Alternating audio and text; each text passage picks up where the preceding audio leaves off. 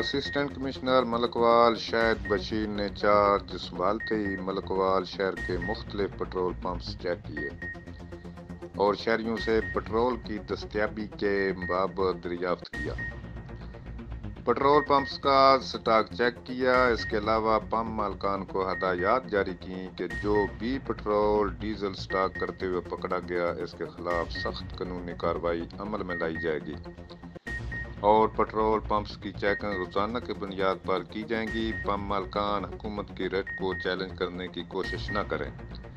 عوام کو تیل کی ترسیل کو یقینی بنائیں۔ جن پمپ مالکان نے تیل کی ذخیرہ اندوزی کی اور شہریوں کو تیل نہ دیا ان کے خلاف قانونی کارروائی کی جائے گی۔